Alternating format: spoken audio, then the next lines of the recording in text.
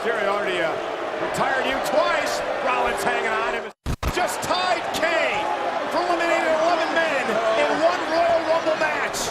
And now Batista with a spine buster. And Sheamus with a pro kick.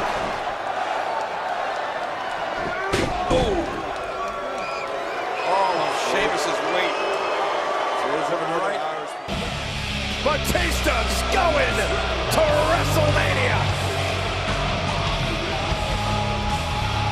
Okay, everybody, it is the day after Royal Rumble 2014. Now, I wanted to kind of let this subside for a little bit before I started talking about the Royal Rumble, but I think it had to be said right now. There's a couple of things that happened last night that a lot of people are talking about online. Basically, it's the only thing people are talking about online. And I feel like I should weigh in on this while it's fresh in my head. Because this week, of course, is going to be a big TNA heavy week on the international desk. So I'm going to use the platform that I have now to kind of give my fresh thoughts on it. And next week, we'll break it down in a bit more cogent detail when I'm joined with Corey and Gary. Now, first things first. Last night's Rumble wasn't a bad Rumble. The show itself wasn't a bad show. The Rumble match was mostly a good match. I've had a chance to watch it again since, and I think compared to what we did last week on the show, which was a commentary of Royal Rumble 1999, you can tell that the match quality has gone up, and it's actually, you know, a proper match rather than just crap, absolute garbage. The problem with last night was that instead of doing something to change things, instead of doing something that would get people talking in a positive way and getting everybody excited for what was to come, i.e. WrestleMania 30, people's fears were returned. And what I mean by that is, and again, it's kind of weird because we were talking about Triple H in a roundtable format before the show. We've actually recorded over an hour for next week's show. And I have a funny feeling that this audio will probably go beforehand. I haven't figured out that yet. This is just me venting. There's no script or anything right now. Just me venting about what happened last night. But we talked about Triple H. And you guys probably get a chance to hear about this on the FM show. But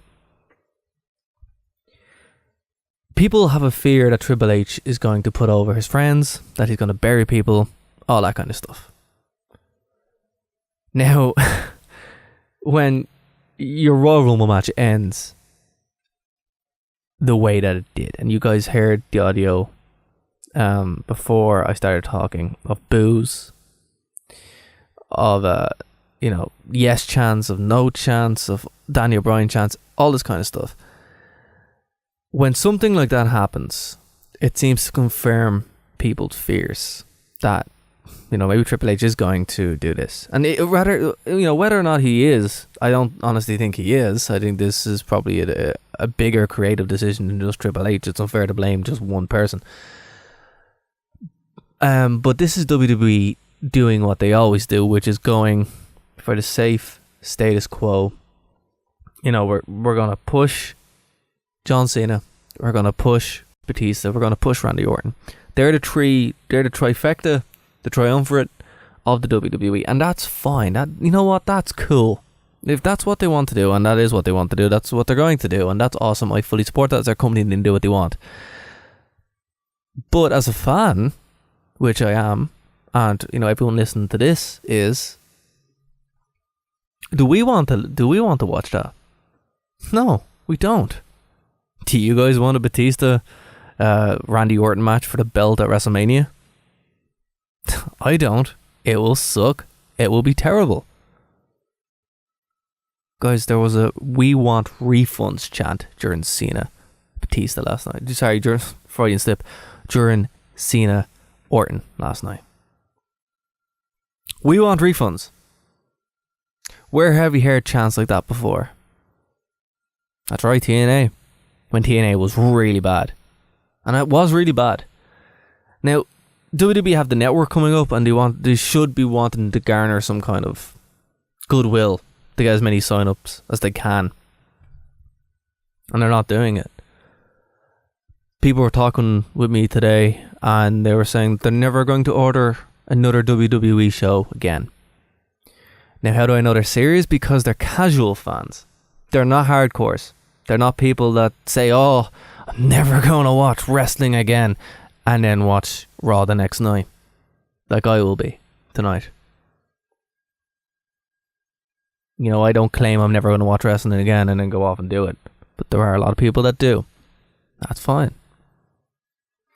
The thing about it is, if they lose the casuals, they're losing income.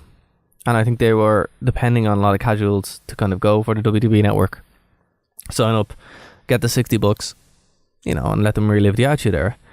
If you annoy people that much, you're not going to do it. So I don't really understand the logic there. You know, we all knew Batista was going to win. We all knew Batista was going to win. If you thought Batista wasn't going to win, then you weren't watching the same show. You weren't watching Raw. You weren't watching the promo package. It's all they plugged. Batista's the only one that said he was going to win as well, also, if you actually paid attention to the promos. However, they could have done something to kind of alleviate that impact. One, Daniel Bryan. Why wasn't Daniel Bryan in the Rumble? According to reports that have appeared, Daniel Bryan was kept out of the Rumble because of WWE higher-ups. That's what he said. That's what he said. Even the BBC are covering this right now. This is a big story. People are very, very angry at Daniel Bryan not being there. You know, and he didn't have to win it. I'm not saying not to get him to win the Rumble, but he should have been in it. He should have, you know, came out number 30 and it would have been grand. Did you hear the hate for Rey Mysterio? That wasn't Mysterio. That could have been anybody. Could have been Austin. People would have been upset. They would have been very, very upset because they want Daniel Bryan to be the guy. They want him to have the belt, or they want to see him make a pretty damn good run at the belt. And I don't know why WWE won't let that happen. Now they could be going out this, and this could be an angle, but you know, I don't know at this point. It's too early to tell. But right now, they upset a lot of people. A lot of casuals. And that's your audience which you're trying to win back here. But that's one thing they could have done. Number two, if they wanted to call an audible, why not put Roman Reigns over?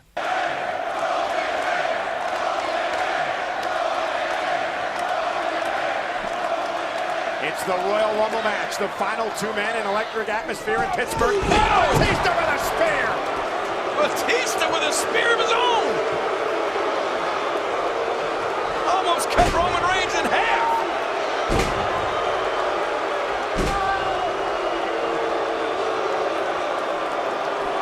And now a spear by Reigns! Yes, I am a Shield fan. I'm a huge Shield fan, right?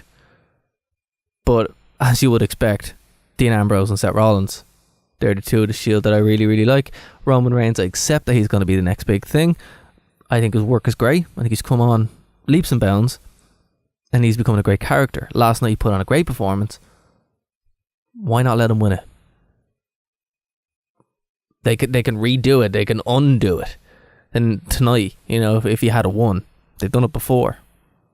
Royal Rumble 1999, they literally redone the Royal Rumble. So Austin would win by a rule that they've never reenacted again.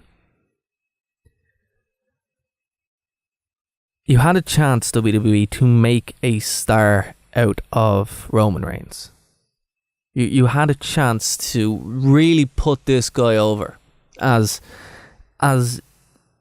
you know, your next Rock. Now, he didn't damage him. He didn't lose anything last night by not winning. But Batista didn't gain anything. He returned and he won the Rumble. Awesome. But nobody wanted him to win the Rumble. He didn't put in a dominant performance at the Rumble. He just kind of won it. Watch the match again. He's not impressive. People aren't behind him. Nobody wants him there. But he won anyway. And there's probably a lot of reasons for that. And, you know, after he won, and you hear the audio of the boos, he seems to mouth something. And my friend Chris said that he seems to be like saying, deal with it, to the fans who were there. And that's probably true. He may have said that. But what we do know, there's a report by Mike Johnson of the PWInsider.com where he says that after the show went off the air, Batista got into the face of a fan in the front row and flipped him off. Batista also proceeded to mock the Daniel Bryan yes chant before heading to the back. Now, we don't know how that's going to affect him, but you would think he's going to turn heel now. They have to turn him heel. He's already heel. That's a heel thing to do. That's not even a heel thing to do. That's a douchebag thing to do. You know, particularly when you're supposed to be the face. Remember, he was having a little Twitter war with the actual heel, Alberto Del Rio. And Randy Orton's the heel. Now, what are they setting up for? A heel versus heel match at WrestleMania? Let's see how well that works out. At the end of the day, guys, WrestleMania is shaping up to be either what we all want it to be, which is going to be something that we talked about for years. You know, a lot of people think about it as a chance for a wrestler to go over and to be returned to some kind of normality, you know, post-Attitude Era, you know, kind of, but with actual matches instead of just blood and garbage. That's the idealistic Asgard that people seem to have, Valhalla that people seem to have in mind. And I don't know if that's going to happen. On the other side, this could be WrestleMania 25 again. And I don't think anybody wants that again. But still too early to say. And I just wanted to kind of get this all out on this platform while I have a chance and while it's fresh in my head before TNA just takes over all precedent and most of the show this week, guys. So remember, if you want the full show, it'll be on WrestleView.com on Saturday, and the live show is on Phoenix 92.5 FM every Friday from 9 p.m. This is the WrestleView International Desk. My name is Darragh O'Connor. I'll see you then.